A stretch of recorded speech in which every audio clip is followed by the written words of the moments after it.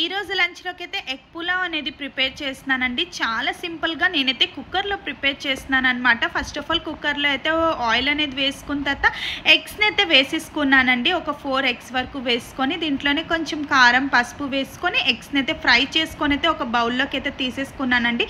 అదే ఆయిల్లో బిర్యానీ స్పైసెస్ అన్నీ కూడా వేసుకొని ఇంకా ఆనియన్స్ పచ్చిమిర్చి వేసేసుకున్నాను. ఆనియన్స్ బాగా ఫ్రై అయిపోయిన తర్వాత దీంట్లో అల్లం తల్లుల్లి పేస్ట్ కూడా వేసుకున్నాను. వన్స్ అల్లం తల్లుల్లి పేస్ట్ పచ్చివాసన పోయిన వరకు బాగా ఫ్రై చేసేసుకున్నాను. ఇంకొక టమాటా కూడా యాడ్ చేసుకున్నానండి. టమాటా వన్స్ బాగా ఫ్రై అయిపోయిన తర్వాత దీంట్లో కొంచెం కారం పసుపు ఉప్పు కొంచెం ధనియాల పౌడర్ కూడా యాడ్ చేసేసుకున్నాను అనమాట.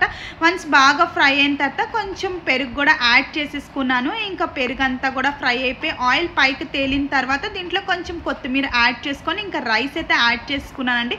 ఒక గ్లాస్ ఆఫ్ రైస్ అయితే యాడ్ చేసుకున్నాను. ఆల్రెడీ నేను 1 అవర్ పాటు నానబెట్టేసుకున్నాను అనమాట బాస్మతి రైస్. దాన్ని అయితే యాడ్ చేసేసుకున్నాను. ఇంకా దీంట్లోనే 2 గ్లాస్ ఆఫ్ వాటర్ అయితే యాడ్ చేసుకొని కుక్కర్ మీద అయితే మూత పెట్టేసుకున్నాను. ఒక విజిల్ వచ్చిన వరకుని ఆఫ్టర్ 1 విజిల్ తర్వాత దీంట్లో ఎగ్స్ పెట్టేసుకొని మళ్ళీ మూత పెట్టేసుకున్నానండి ఇంకొక 1 విజిల్ కోసం. ఆఫ్టర్ 1 విజిల్ వచ్చిన తర్వాత ఎగ్ పులావ్ అయితే రెడీ అయిపోతుంది. చాలా టేస్టీగా ఉంది. తప్పకుండా ట్రై చేయండి. ఇలాంటి మంచి మంచి వీడియోస్ కోసం నా ఛానల్ అయితే లైక్ చేసుకోండి, అలానే సబ్స్క్రైబ్ చేసుకోండి.